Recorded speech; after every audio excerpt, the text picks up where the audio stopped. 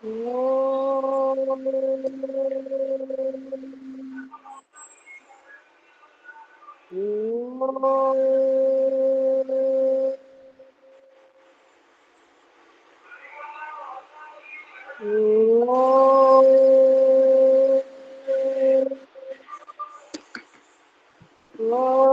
భూర్భువస్సః తత్సవితుర్వరేण्यं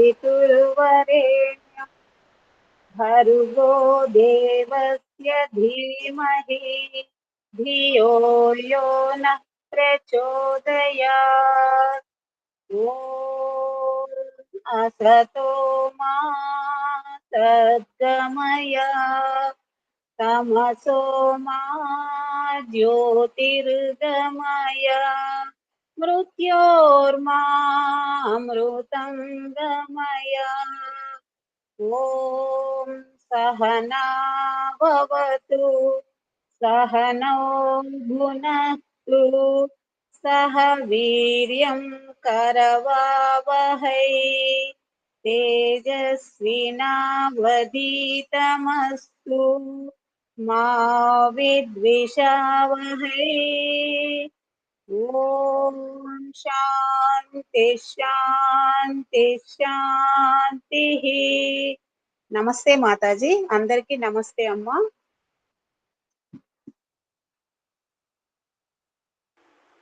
నమస్తే అందరికి. ఋగ్వేదాది భాష్య భూమికలో మనం ఉపాసన విషయములో నిన్న తస్య వాచకః ప్రణవః తజ్జపః తదర్థ భావనం, మనం ఎవరినైతే ఉపాసించాలి అనుకుంటున్నామో అతని నామము ఓంకారమని, అతనిని మనం ఉపాసించడము వలన అతని గుణములే మనము అవలంబించుకుంటామని తెలుసుకున్నాం. అలాగే చిత్త ఏకాగ్రత పెరుగుతుంది. అప్పుడు మనము లౌకికమైన వ్యవహారము కానీ ఆంతరిక వ్యవహారమును కానీ మనం శుద్ధంగా చేసుకోగలుగుతాం, పవిత్రంగా చేసుకోగలుగుతాం. సాధ్యమైనంత వరకు ఒత్తిడి రహితంగా జీవనం మనం గడపగలుగుతాం అని నిన్న మనం తెలుసుకునే ప్రయత్నం చేశాం. ఈరోజు మరొక సూత్రం, తతః ప్రత్యం చేతనాధిగమో అపి అంతరాయా భావశ్చ. సూత్రం ఏమిటి? తతః ప్రత్యం చేతనాధిగమః అపి అంతరాయ అభావశ్చ. ఎప్పుడైతే మనం ఆ పరమాత్ముని యొక్క ఉపాసన చేస్తామో అప్పుడేమవుతుంది? అతని అనుగ్రహానికి మనం పాత్రులమవుతాము. ఆ పరమాత్ముని ఉపాసించడము అంటే పరమాత్ముడు చెప్పినటువంటి విధి నిషేధాలను చక్కగా తెలుసుకొని ఆచరించడం. ఎలా మాతాపితరులకు అనుకూలమైన సంతానము మీద అతి ప్రేమ ఉంటుందో, అటులనే యజమానికి అనుకూలమైన భృత్యుల మీద స్నేహం ఉంటుందో, భార్యాభర్తల బంధము కానివ్వండి, మీరు ఏదైనా మానవీయ సంబంధాలను చూడండి, అనుకూలంగా ఉన్నారు అంటే మనం వాళ్ళని ఎక్కువగా ఇష్టపడతాం. అటులనే ఏ జీవాత్మ అయితే పరమాత్ముని యొక్క గుణకర్మ స్వభావాలకు, పరమాత్ముని యొక్క ఆదేశమునకు తన వ్యవహారమును ఉంచుకుంటుందో ఆ ఆత్మ పట్ల పరమాత్మునికి అత్యధిక ప్రేమ కలుగుతుంది అని మనం తెలుసుకోవాలి. అందువలన వ్యాధి మున్నగు విఘ్నములు అతనికి సంభవింపవు. ఇక్కడ మీరు చూసుకోండి, మనం యోగ విఘ్నములు తెలుసుకున్నాము. మరలా సూత్రం వచ్చినప్పుడు చెప్పే ప్రయత్నం చేస్తాను. ఎప్పుడైతే మానసిక ఒత్తిడి మనకు నియంత్రణలో ఉంటుందో, శారీరక ఆహారపు అలవాట్లు ఋతువులకు అనుకూలముగా, మన శరీరపు ధాతువునకు అనుకూలముగా మన అలవాట్లు ఉంటాయో అప్పుడేమిటి, మనం తప్పకుండా వ్యాధుల నుండి మనని మనం రక్షించుకోగలుగుతాం. అనగా మనం ఎప్పుడైతే ఉపాసన చేస్తున్నామో అప్పుడు కేవలం ఉపాసన వలన పరమాత్మని ఆనందమునకే స్వాములం అవుతాము అని మనం అనుకోవద్దు. అది ఎలాగో జరుగుతుంది. కానీ ఇంకా ఏమిటి లాభము అంటే మానసిక ఒత్తిడి నుంచి మనని మనం రక్షించుకోగలుగుతాం. ఆ తర్వాత ఈ మానసిక శక్తి పెరిగినప్పుడు ఏవైతే ఆహార పదార్థాలు చూస్తామో అవి మన శరీర ధాతువునకు విరుద్ధమైనప్పుడు అవి ఎంత రుచిగా ఉన్నా వెంటనే మన ఇంద్రియాలు వాటిని స్వీకరించవు. ఈ ఆహారము గనక మనం భుజించినట్టయితే శరీరములో వ్యాధి సంక్రమణ జరుగుతుందని సహజముగా నియంత్రణలోకి వస్తుంది. అలా మనము భయంకరమైనటువంటి వ్యాధుల నుండి కూడా మనం రక్షించుకోగలుగుతాము. అనగా శారీరక కష్టములను అనుభవించాల్సిన అవసరం ఉండదు, మానసిక ఒత్తిడిని కూడా మనం భరించాల్సిన అవసరం ఉండదు. ఇది వెంటనే కలుగుతున్న లాభం. ఉపాసన వలన దీర్ఘకాలమున తప్పకుండా శరీర ముక్తి జరుగుతుంది. మనం శరీరము నుంచి విడుదలవుతాం. మోక్షం అంటేనే ముక్తి. ముక్తి అంటే తొలగిపోవుట. దేని నుంచి తొలగిపోవుట? ఏదైతే తత్వముల ద్వారా తయారైన వస్తువు ఉందో, ఏ తత్వములు? సత్వ రజ పరమాణువులనే ప్రకృతి తత్వము నుండి తయారైన ఈ కారణ దేహము, సూక్ష్మదేహము, స్థూల దేహం ఉందో దాని నుంచి మనం విడుదలవుతాం. అదే ముక్తి. మీరు భగవద్గీతలో కూడా గమనించినట్టయితే అంటే ఎక్కడైతే కర్మ సంయోగము, కర్మ సన్యాసము అధ్యాయాలు ఉన్నాయో అక్కడ కూడా శ్రీకృష్ణుడు అదే చెప్తున్నాడు. నీవు నన్ను ఉపాసించినచో, ఎందుకంటే లోకముల కృష్ణుణ్ణి భగవంతునిగా చెప్తారు. నిజంగా కృష్ణుడు అక్కడ తననన్నాడా లేదా వేద మార్గం అన్నాడా మన దగ్గర ప్రమాణాలు లేవు. అయినా కూడా లోకములో కృష్ణుణ్ణి భగవానుడిగా తీసుకున్నారు. కృష్ణుడు భగవంతుడు కూడా. ఎందుకంటే అతని దగ్గర చాలా ఐశ్వర్యాలు ఉన్నవి.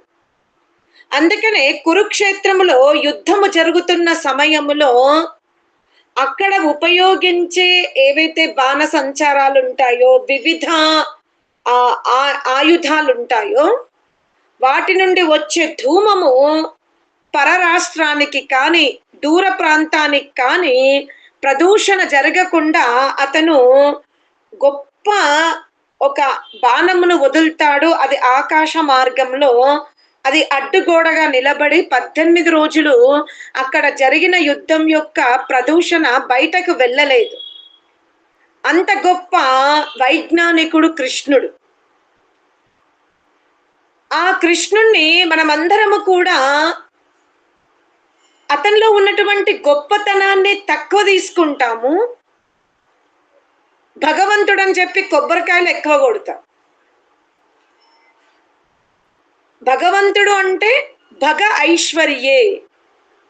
ఎవరి దగ్గర అనేకములైన సంపత్తులున్నాయో అటువంటి సంపత్తులు ఇతరుల దగ్గర ఉండవు. వాళ్ళు ఆ సంపత్తులను ఏం చేస్తారు?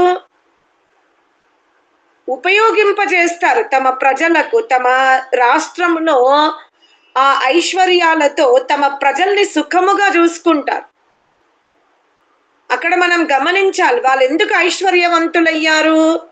ధనం ఉన్నందుకో, వస్తు సౌకర్యాలు ఉన్నందుకో, లేదా సువర్ణాది అంటే పదార్థాలతో, ముత్యాలతో, మణి మాణిక్యాలతో రాజభవనం నిర్మించుకున్నందుకో వాళ్ళు ఐశ్వర్యవంతులు కాదు. అంతటి సామర్థ్యం ఉన్నప్పుడు వాళ్ళు నగరాలనే ఐశ్వర్యవంతులుగా మార్చగలిగారు. తమ ప్రజలని చాలా సుఖముగా చూసుకోగలుగుతారు, చూసుకున్నారు కూడా. అందుకే వాళ్ళని మనం ఐశ్వర్యవంతులు అంటే భగవంతుడు అంటాం. కృష్ణుడు కూడా అదే చెప్తాడు. నేను నిన్ను నీవు నా ఆజ్ఞలో ఉన్నట్టయితే అశుభము నుండి తొలగిపోతావు. ఇక్కడ యోగులు, తపస్సులు, ఋషులు, మహాపురుషులు శరీరమును కూడా అశుభమే అన్నారు. మనం చావుని అశుభం అంటాం. కానీ ఆశ్చర్యం ఏమిటి అంటే భౌతికవాదులు మృత్యువును అశుభం అంటారు, జీవించి ఉన్న శరీరమునేమో శుభం అంటారు. ఆధ్యాత్మిక ఋషులు దీనికి చాలా వ్యతిరేకంగా వర్ణిస్తారు. వాళ్ళు మృత్యువుని చాలా శుభముగా చూస్తారు, మృత్యువుని శుభముగా చూస్తారు, శరీరమును అశుభముగా చూస్తారు. ఎందుకంటే ఆ శరీరం విడుదలైపోతే ఇంకా వాళ్ళు ఆనందంగా విహరించుకోవచ్చు కదా, అందుకనే వాళ్ళు మృత్యువుని చాలా శుభముగా చూస్తారు. ఈ శరీరము ఎంత తెల్లగా, సన్నగా, నడుము దగ్గర నాజుగ్గా సువర్ణాది ధాతువులతో ఎంత అలంకరించుకున్నప్పటికి కూడా ఋషులు, మునులు ఈ శరీరాన్ని అశుభమే అంటారు. ఎందుకు? అది ఉన్నదంటే ఆహారం తీసుకోవాలి, ఆహారం తీసుకున్నామంటే అది మలము తయారవుతుంది, ఆ మలమును మనం శరీరం నుండి విసర్జన చెయ్యాలి. విసర్జన అయ్యేటప్పుడు అది మనకు గాని ఇతర ప్రాణులకి, దగ్గరగా ఉన్న వాళ్ళకి దుర్గంధాన్ని ఇస్తుంది. వాళ్ళు శరీరములో జరుగుతున్న క్రియలన్నింటినీ కూడా చూస్తారు. అదే శవం ఉందనుకో, పాపం అది ఏమి మల విసర్జన చెయ్యదు, ఎవరిని ఒక్క మాట అనదు, ఎవరి గురించి నెగిటివ్ ఆలోచించదు, ముక్తినే కలిగించింది ఆ ఆత్మకు. అందుకని వాళ్ళు మృత్యువుని చాలా శుభముగా చూస్తారు. ఇక్కడ మనం తెలుసుకోవాల్సింది అదే, ఎప్పుడైతే ఉపాసకుడు దీర్ఘకాల సంబంధము పరమాత్మునితో ఏర్పరచుకుంటాడో అతను అన్ని విధములైన శుభ అశుభ దేహాల నుండి వేరవుతాడు.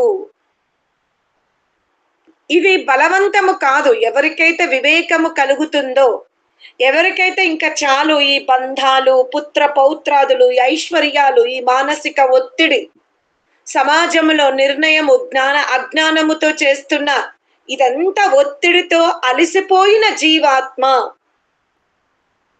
ఎవరికైతే జ్వరం వస్తుందో ఆ జ్వరం ఉన్న వాళ్ళే ఔషధం వేసుకుంటారు. కానీ జ్వరానికి ఎటువంటి ఔషధం వాడాలో ముందు నాలెడ్జ్ ఉండాలి. జ్వరానికి ఏ ఔషధము వాడాలో జ్ఞానము లేకపోతే ఔషధ సేవనము, ఒక వ్యాధి ఉంటే మరొక వ్యాధి చేస్తాం, మరొక ఔషధాన్ని తీసుకుంటాం. దానివల్ల రెండు వ్యాధులు మనకు పెరిగిపోతాయి. అందువలన జ్వరానికి ఏది వాడాలి, కడుపు నొప్పికి ఏది వాడాలి, తలనొప్పికి ఏది వాడాలి, శరీరములో మలము వెళ్ళకపోతే ఏం తినాలి, మలం ఎక్కువగా వెళ్ళిపోతే ఏం తినాలి, అసలు మలము తయారవ్వాలంటే ఏమి తినాలి, ఈ విషయాలన్నీ కూడా మనకు జ్ఞానములో జ్ఞప్తిలో ఉండాలి. ఇప్పుడు కూడా మనం అందరం అంతే. అందరూ ముక్తి కోసమే ఈ సత్సంగంలోకి రావాల్సిందా కాదు, మనకి జ్ఞానము కావాలి. ఇక జ్ఞానం వచ్చిన తర్వాత ఎప్పుడైనా మనకు అనిపిస్తూ ఉంది, ఈ భవబంధనాల నుండి నేను తొలగిపోవాలి, నాకిందులో విశ్రాంతి కావాలనిపిస్తుంది, పదే పదే ఈ జన్మలేమిటి, తరచు మానవ జన్మ రావాలి అంటే మనస్సును పవిత్రంగా పెట్టుకోవాలి, వాక్కును పవిత్రంగా పెట్టుకోవాలి. మనం ఏ స్థానానికి వెళ్తున్నామో ఆ స్థానానికి సంబంధించిన విషయమే తెలుసుకోవాలి. నేను తరచూ సత్సంగానికి వెళ్తాను, అక్కడ నా ఉద్దేశం ఇదే ఉంటది. ఎవ్వరు ఫ్యామిలీ మ్యాటర్ని ఎందుకు ఎక్కువ మాట్లాడాలి, మనకు తెలియదు. ఎవరు వాళ్ళు ఇంటర్నల్ గా ఎలా వ్యవహరిస్తున్నారో మనకు తెలియదు. మనం స్నేహితులమైతే, మనం అతి దగ్గర ఆత్మీయులమైతే పంచుకోవచ్చు ఇలా జరిగిందని. కానీ అప్పుడప్పుడు కలుస్తాము, సత్సంగంలోనే కలుస్తాము. అంతే. ఆరోగ్యంగా ఉన్నారా? ఉన్నారు. అంతవరకే మనం సీమితంగా మాట్లాడాలి. లోతైన సలహాలు కానీ, లోతుగా వాళ్ళ గురించి మనం చర్చించి, మన సమయాన్ని, మన మనస్సులో ఒక పాపకర్మను మనం తయారు చేసుకోవద్దు. ఇంత జాగ్రత్తగా ఉండాలి జీవితంలో. అప్పుడు జీవుడు అనుకుంటాడు, నేను మానవ జన్మ ఎత్తినా, యజ్ఞయాగాదులు చేసి, అన్నదానము చేసి, వస్త్రదానము చేసి, వికర్మలు చెయ్యకుండా ఉంటే నాకు మానవ జన్మ వస్తుంది సరే. కానీ ఆ మానవ జన్మలో మళ్ళీ పుట్టినప్పటి నుండి మరణ పర్యంతము వాగాది ఇంద్రియాలను సీమితముగా ఉపయోగించుకోవాలి. ఇవి హద్దు మీరినయా నేను పతనమవుతాను. అంటే ఇంత ఒత్తిడితో కూడుకున్న ఈ యాత్ర నాకు అవసరం లేదు, నాకు కాస్త విశ్రాంతి కావాలి అని అనుకున్నప్పుడు ఆ జీవాత్మ ఉపాయాలు, అంటే ముందే తెలుసు తనకి గురుముఖముగా ఇటువంటి విషయాలు తెలుసుకుంది గనక అప్పుడు ప్రయత్నించొచ్చు. అనగా ప్రతి జీవాత్మ ముక్తినే కోరుకోవాలని లేదు, కానీ జీవితం యొక్క గమనము తెలుసుకోవాలి. ఎక్కడ శాంతి ఉంది, ఏ వ్యవహారమున శాంతి ఉంది, ఏ వ్యవహారములో అశాంతి ఉంది, ఎవరితో ఎలా మాట్లాడాలి. ఒక నిర్ణయానికి వచ్చేటప్పుడు మనం ఒక పక్షంతో మాట్లాడకూడదు. వీలవుతే మౌనంగా ఉండండి. సమాజాన్ని మనం ప్రభావితం చెయ్యాలనే ప్రయత్నం కంటే మనని మనం ప్రభావితం చేసుకోవాలనే ఆలోచన ఎక్కువ ఉండాలి. సమాజాన్ని మనమేం ప్రభావితం చేస్తాము? ఇవాళ మనం ప్రభావితం చేస్తాము మంచి వస్త్రాలతో, నగలతో, మంచి మాటలతో, మంచి గానముతో. రేపు ఇంకొకరు వస్తారు, వాళ్ళు ఆ ప్లేస్ లో వాళ్ళు అక్కడ కూర్చుంటారు, వీరు టర్న్ అవుతారు. మనని ఎంత ఈజీగా స్వీకరించారో, మనని ఎంత సరళంగా ప్రేమించారో, మనలాంటి గుణకర్మ స్వభావాలు ఒక్క 10% ఎక్కువ ఉంటే వాళ్ళని ప్రేమిస్తారు. సమాజంలో ఎప్పుడూ స్థిరముగా మననే ప్రేమించాలని లేదు కదా. అప్పుడు మనకి ఒత్తిడి అవుతుంది. అరే నిన్నటి వరకు నన్ను గౌరవించారు, ప్రేమించారు, నన్నే గొప్పగా భావించారు, మళ్ళీ ఇవాళ వాళ్ళు వేరే వాళ్ళని పట్టుకున్నారేంటి? అది మానవ ఆత్మ యొక్క సహజం. ఆత్మ ప్రకృతి తత్వాన్ని ఇష్టపడినంత కాలం అది పరిణామ సుఖాన్నే కోరుతుంది. శాశ్వతమైన జీవనాన్ని ఆత్మ అవలంబించదు. మీరు గమనించుకోండి. ఈ ప్రకృతి అంటే ఇంద్రియాలు ప్రకృతి చేత తయారైనవి. ప్రకృతి లక్షణం ఏమంటాడు? జాతస్య ధ్రువో నిత్యం అంటాడు. అనగా పుట్టిన వస్తువు తప్పకుండా గిట్టుతుంది. అలాగే ఈ పదార్థం ఎటువంటిది? మార్పు చెందేది. ఇది నిన్న ఉన్నట్టుగా ఇవాళ లేదు, ఇవాళ ఉన్నట్టుగా రేపు ఉండదు. మనస్సు గాని, ఇంద్రియాలు గాని, శరీరము గాని, ఆలోచనలు గాని, అనుభవము గాని. మరి అలా మార్పు చెందుతున్నటువంటి ఈ ప్రకృతి, అటువంటి ప్రకృతి ద్వారా మనం కార్యములు చేస్తున్నాం. అది శరీరం అనుకోండి ప్రకృతి అంటే. ఇవాళ మిమ్మల్ని ప్రేమించారు ఎందుకంటే మీరు వాళ్ళకి అందంగా అనిపించారు, మంచి మాటలు చెప్పారు, మంచిగా అగుపడ్డారు, ఇష్టపడ్డారు. రేపు ఇంకొకరు వచ్చారు, వాళ్ళని కూడా వాళ్ళు ప్రేమిస్తారు ఎందుకంటే వాళ్ళు మార్పుని కోరుతారు. కేవలం ఆత్మ కైవల్యాన్ని కోరుకున్నవాడే ఎవరిని దింపడు, ఎవరిని కూర్చోబెట్టడు. ఆత్మ స్వరూప స్థితిలో ఉన్న వాళ్ళే ఎవ్వరిని పొగుడుకోరు, ఎవ్వరిని నిందించరు. తమలో ఉన్న లోపాలనే శుద్ధి చేసుకుంటూ వెళ్తారు. అందుకనే తస్య వాచక ప్రణవ తజ్జప తదర్థ భావనం తతః ప్రత్యంచేతనాధిగమః. ఎప్పుడు చేతన స్వరూపంలో ఉంటాడు, జాగరూక స్వరూపంలో ఉంటాడు, జాగ్రత్తగా ఉంటాడు, మేలుకొని ఉంటాడు, నిద్రపోయి ఉండడు. నేను ఏదైనా అనేస్తాలే, గెలుస్తా, అయిపోతుంది కదా అలా అనుకోడు. ఓడిపోయినా సరే కానీ నా వలన ఇతరులు ఇబ్బంది పడకూడదు, నాకు ఆ కుర్చీ లభించకపోయినా సరే నేను యశస్సు కొరకు ఈ కార్యము చెయ్యను. ఈనాడు భగవద్గీత దేశ విదేశాలలో వ్యాప్తి చెంది ఉంది. వేదము కంటే కూడా, రామాయణము కంటే కూడా, మహాభారతాది ఉపనిషత్తులాది దర్శన శాస్త్రాల కంటే కూడా భగవద్గీత యొక్క వ్యాప్తి ఎక్కువ ఉంది. కారణం, దాని గురించి గురువులు చాలా ప్రయత్నం చేస్తున్నారు, శిష్యులు కూడా తయారవుతున్నారు. మరి అదే భగవద్గీతలో కృష్ణుడు ఏం చెప్తున్నాడు? నీవు వికర్మి కాకు, విరుద్ధ కర్మలు చెయ్యకు అన్నాడు. మరి విరుద్ధ కర్మలు అంటే ఏమిటి? పక్షపాత వ్యవహారము చెయ్యకు. నీవు ఎటువంటి గౌరవాన్ని, ఎటువంటి యశస్సుని, ఎటువంటి స్థానమును కోరుతున్నావో అదే కోరిక, అదే భావన మరొక వ్యక్తికి కూడా ఉంటుంది. నువ్వెందుకు ఆమె స్థానాన్ని లాక్కుంటావు? ఆమెకు రావలసిన సంపత్తిని గాని, ఆమెకు రావలసిన యశస్సుని గాని ఎందుకు అడ్డంకులు వేస్తావు? అది కుటుంబంలో కానివ్వండి, ఉద్యోగ క్షేత్రంలో కానివ్వండి, సమాజ క్షేత్రంలో కానివ్వండి. కృష్ణుడు అదే చెప్తున్నాడు కదా, వికర్మలు చెయ్యకండి, శుభకర్మలే చెయ్యండి అన్నాడు. మరి వేదం అయితే ఎప్పుడో చెప్పేసింది. ఎంత ఆశ్చర్యము అంటే, ఈరోజు ముసల్మాన్లు ఉన్నారు, వాళ్ళకి జన్మనే లేదని చెప్తాడు వాళ్ళ శాస్త్రములు. అందుకనే వాడు ఎంతమంది స్త్రీలనైనా ఎంత ఘోరంగా వాడు హింస చేసి చంపేస్తాడు ఆమెని.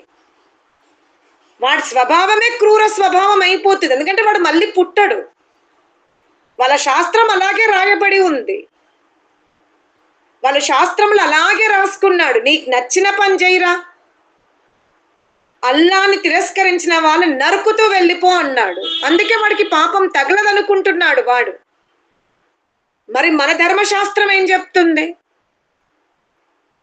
నీవు నీచాతి నీచ కర్మలు చేశావు, వివాహము కాని స్త్రీ పట్ల ఏమైనా దుష్ట వ్యవహారము చేస్తే, అసలు మనకి చూపులే చెప్పారు, ఇంకిక్కడ ప్రాక్టికల్ కాదు. మన మనుస్మృతికారుడు కానీ మొన్న నేను కన్యా శుభంకరణ విధి చెప్పేటప్పుడు అధః పశ్య అన్నాడు. దానికి కొంతమందికి స్త్రీని తక్కువ చూపించాడని ఆలోచన కూడా వచ్చింది. కాదు, స్త్రీకి సూక్ష్మమైన దృష్టి ఉండాలి. పృథివీ ఏ విధంగా అన్నాదులని సూక్ష్మ చిన్న గింజను వటవృక్షముగా మారుస్తుందో, అలాగే నీలో గనక సూక్ష్మ దృష్టి లేకపోతే సమాజంలో చాలా అనర్థం జరగచ్చు, దానికి నువ్వు బలైపోతావు అని అర్థం భగవంతుడు అక్కడ చెప్పింది. కానీ మనము ఎంత వ్యాఖ్యానం చేసినా అనేక అర్థాలను తీసే మహానుభావులు మనలో ఉన్నారు. మరి మన హైందవ సాంప్రదాయంలో ఉన్న శాస్త్రాలు ఏం చెప్తవి? స్వేదజం ఉద్భిజం అంటాడు. నువ్వు ఇతరులకు వెళ్ళవలసిన ధనాన్ని దోచుకున్నా, ఇతరులకు చెందవలసిన అన్నాది పదార్థాలని దోచుకున్నా, వివాహిత ఇతర సంబంధాలను పెట్టుకొని కుటుంబాన్ని విచ్ఛిన్నము చేసిన, దుష్ట కార్యములు చేసిన, చౌర్య గుణాన్ని తీసుకున్నా, అది మనసుతో కాని, వాక్కుతో కాని, శరీరముతో కాని, నువ్వు స్వేదజం ఉద్భిజంలోకి వెళ్తావు అంటాడు. అందుకే మనలో భయం ఉంటుంది, నాకేమో చచ్చిపోయినాక ఏ యోనిలోకి వెళ్తానో అని మనం శుద్ధ కర్మలు చేస్తాం. హైందవ సాంప్రదాయంలో ఉన్న గొప్పతనం అదే. మనకు జన్మ ఉంది, ఆ జన్మలో కూడా విభజించారు. స్వేదజం, ఉద్భిజం, అండజం, జరాయుజం అని చెప్పారు మన గురువులు, వేదాది శాస్త్రాలు. అందుకే మనం ఒక దేశం మీద ఆక్రమణం చేయడం కానీ, ఒక తోటి ముస్లిం స్త్రీని కానీ, క్రైస్తవ స్త్రీని కానీ, క్రైస్తవ పురుషుణ్ణి కానీ మనం ఎవరిని బాధ పెట్టలేము. ఎందుకంటే మన సిద్ధాంతం వేరుగా ఉంది, మన గురువులు చెప్పిన మాటలు వేరుగా ఉన్నవి. అది మనం గమనించుకోవాలి. మనం విద్వాంసుల్ని గనక రక్షించుకోకపోతే, విద్వాంసుల్ని మనం కాపాడుకోకపోతే ఏమైపోతుంది? రేపు మన మన్మరాన్లు కూడా ఏమైపోతారు? క్రిస్టియనిజంగా, ముస్లిం యుజంగా మారిపోతారు. దానికి పెద్దగా మీరు ఆశ్చర్యపోవాల్సిన అవసరం లేదు. ఎప్పటి వరకైతే వేద సిద్ధాంతం మరుగున పడి ఉంటుందో, రాముడి యొక్క చరిత్ర ఎంతో ఆదర్శంగా ఉంది. మరి పౌరాణికులు రాముణ్ణి దైవస్థానముగా పూజిస్తారు, గుళ్ళు కడతారు, కొబ్బరికాయలు కొడతారు, అభిషేకాలు చేస్తారు. కానీ రాముడి యొక్క చరిత్రను ఎక్కడో పెట్టేస్తారు. దుర్గామాత యొక్క చరిత్ర చాలా వీరత్వంతో ఉంది. ఆమెకి ఏం చేస్తారు? పట్టు చీర కడతారు, ఓడిబియ్యం పోస్తారు. ఓడిబియ్యం పుట్టినింటి వాళ్ళు పంట వచ్చినప్పుడు ఆడబిడ్డకు పోసేది ఓడిబియ్యం. అమ్మ మాకు ఈ సంవత్సరం ఇంత పంట వచ్చింది, నీవు మా కుల అంటే మా ఇంట్లో పుట్టి మెట్టినింటిలో మా పేరు నిలబెడుతున్నావు, అందుకే నువ్వు మా దేవతవు. మనం చాలాసార్లు విన్నాం, దేవత అంటే దానం ఇచ్చేవారు, ప్రకాశాన్ని ఇచ్చేవారు. ఆడపిల్ల తల్లిగారింటి నుండి మెట్టినింటికి వెళ్ళింది. ఆ తల్లి, తండ్రి, అత్తలు, ఆ మేనత్తలు, వాళ్ళ పెద్దమ్మలు, వాళ్ళ బాబాయిలు, వాళ్ళ పిన్నిలు ఏ విధంగా ప్రేమగా మెదులుకున్నారో ఆ స్వభావాన్ని తను లోపల నెమర వేసుకుని అత్తగారింటికి వెళ్ళి తాను కూడా అదే విధంగా సౌమ్యంగా అక్కడ ప్రవర్తిస్తుంది. అంటే ఈ ఇంటి యొక్క యశస్సుని అక్కడ ఆమె నిలబెట్టింది. అందుకనే పుట్టినింటి వాళ్ళు ఏం చేస్తారు? ఈ ఆడపిల్ల మా యశస్సుని కాపాడింది, మేమెంతో శ్రమించి పండించుకున్న పంటలు నిండుగా వచ్చినవి, అందులో కొంత భాగం మా ఆడపిల్లకి ఇస్తామని గౌరవంగా కూర్చొని ఇచ్చేదే ఒడిబియ్యం. ఆ ఒడిబియ్యము జీవించి ఉన్న ఆడపిల్లకి ఇవ్వాలి. అది భర్త ఉంటేంది, భర్త లేకపోతేంది, అది ఇచ్చేది అది. కానీ మనం ఏం చేస్తాం? అమ్మవారికి ఒడిబియ్యం పోస్తాం. అమ్మవారు తను పుట్టినప్పుడు, తను బ్రతికున్నప్పుడు, ఆమె శరీరంలో ఉన్నప్పుడు ఆమె ఎన్నో మంచి పనులు చేసింది, వెళ్ళిపోయింది. ఆమె విగ్రహాన్ని ఇంట్లో పెట్టుకోండి, కానీ ఆమె చరిత్రని పెట్టుకోండి ఇంట్లో. మనము దేవీ దేవతల యొక్క చరిత్రను పక్కన పెట్టేసి కొబ్బరికాయలు కొట్టడం నేర్చుకున్నాం అంతే. దానివల్ల ఏమవుతుంది? గుడి లోపలైతే ఇక్కడ గంధం పూస్తాం, ఓడి బియ్యాలు ఇస్తున్నాం, పసుపొట్లు ఇచ్చేస్తున్నాం, కానీ మళ్ళీ అవే రాగద్వేషాలు.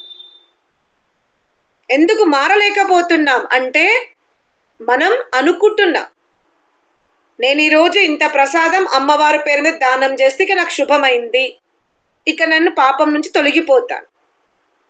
ఈ ఆలోచన నుండి మనం బయటపడాలి. శాస్త్రములో చేసిన కర్మకి ఉద్భిజం, స్వేదజం, అండాజం, జరాయుజం అన్నాడు. అందుకనే మనం చాలా జాగ్రత్తగా ముందు స్థూలంలో ఉన్నటువంటి అవగుణాలని మార్చుకోవాలి. అక్కడి నుంచి సూక్ష్మంలోకి వెళ్ళాలి, ఇంకా సూక్ష్మంలోకి వెళ్ళాలి. సమయం ఎక్కడుంది మనకు? మన మనస్సులో జన్మ జన్మాంతరాల యొక్క అవగుణాలు పర్వతంలాగా ఉన్నవి. అవి కూడా ఎంత పాకురు బట్టి ఉన్నవి, బూజు బట్టి ఉన్నవి, తేలికగా కడుక్కోవడానికి లేవు. సమయం ఎంత ఇచ్చాడు? 80 ఏండ్లు 60 ఏండ్లు ఇచ్చాడు. అందులో బాల్య దశ తీసేయండి, నిద్ర దశ తీసేయండి, మరి గృహ నిర్మాణ యొక్క శ్రమ తీయండి. ఎంత శ్రమ, ఎంత సమయం ఉందని మనం ఇతరుల గురించి మాట్లాడుకుంటూ ఉంటాం. ఇతరుల యొక్క అంశమే తెలియదు, మాట్లాడేసుకుంటూ ఉంటాం. ముందు మన లోపల మనకున్న సమయములో, ఎందుకంటే మనం మన శరీరాన్ని ఆరోగ్యంగా పెట్టుకోవాలంటే భ్రమణం చెయ్యాలి, ప్రాణాయామం చెయ్యాలి, తగిన ఆహారం తీసుకోవాలి. మరి మురికి వాసన రావద్దనంటే వస్త్రాలు శుద్ధి చేసుకోవాలి. మర్యాదగా ఉండాలి అంటే మంచి ఇల్లు కట్టుకోవాలి. పిల్లల్ని కూడా మనం విద్యావంతులను చెయ్యాలంటే ధన సంపాదన కావాలి. బంధుమిత్రులతో ప్రేమగా ఉండాలి.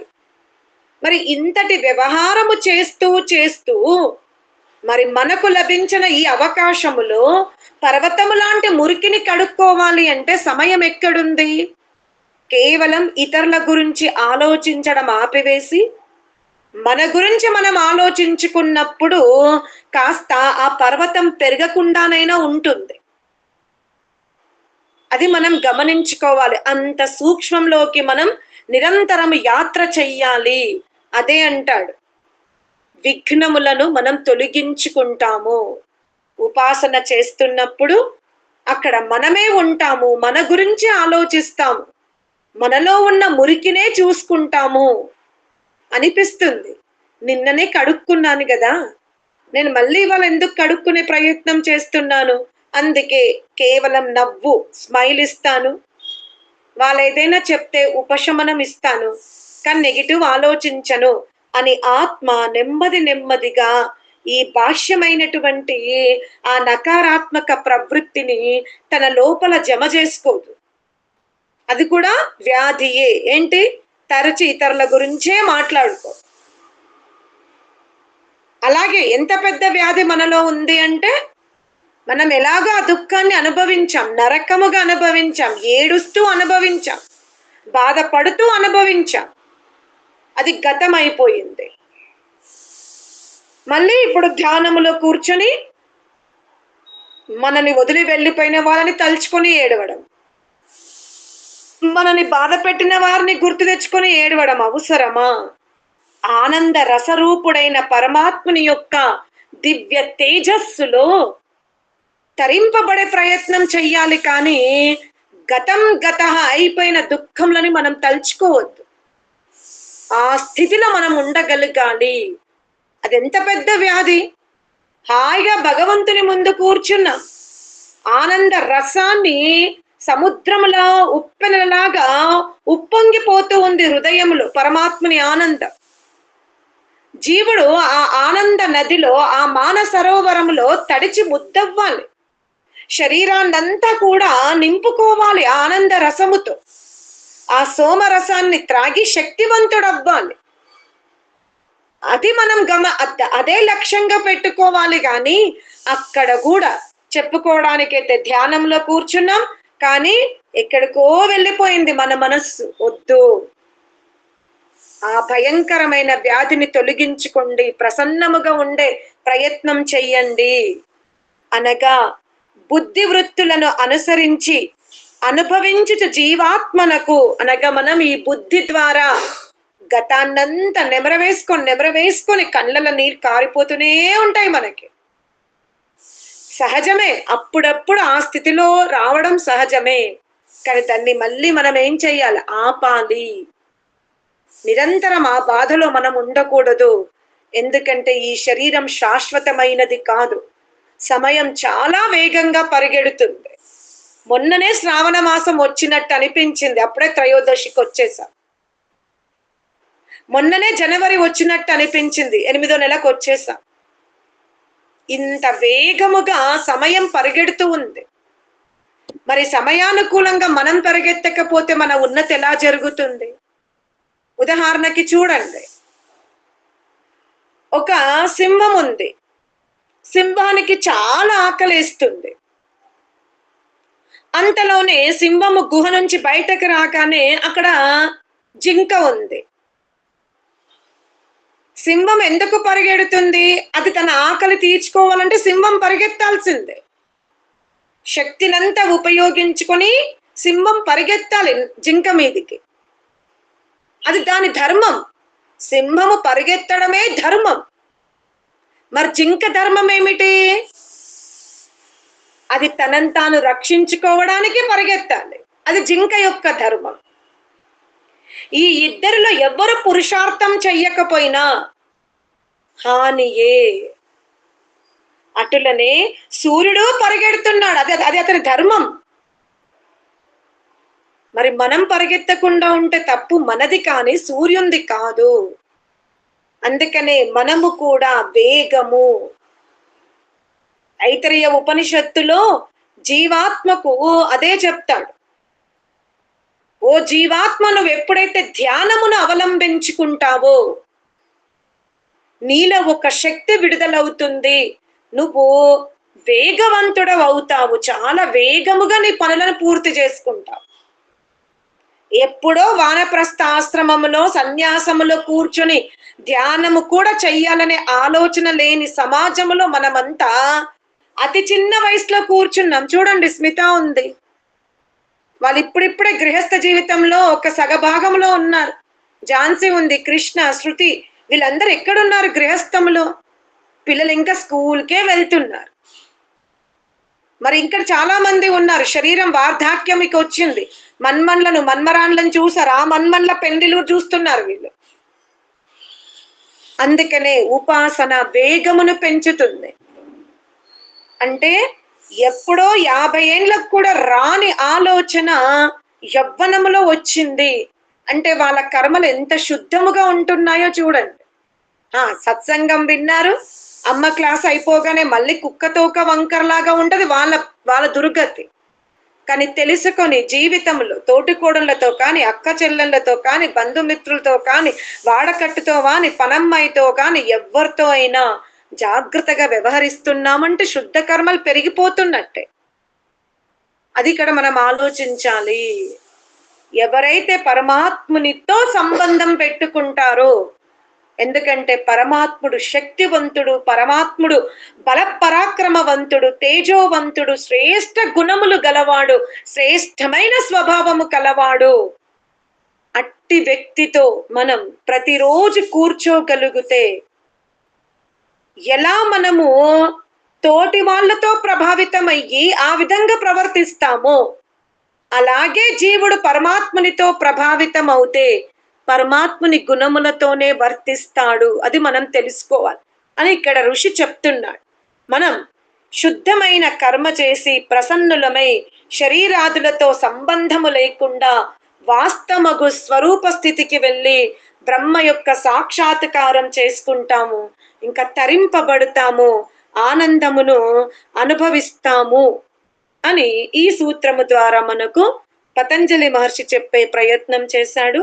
ఓం అలం అస్తు. శుభం.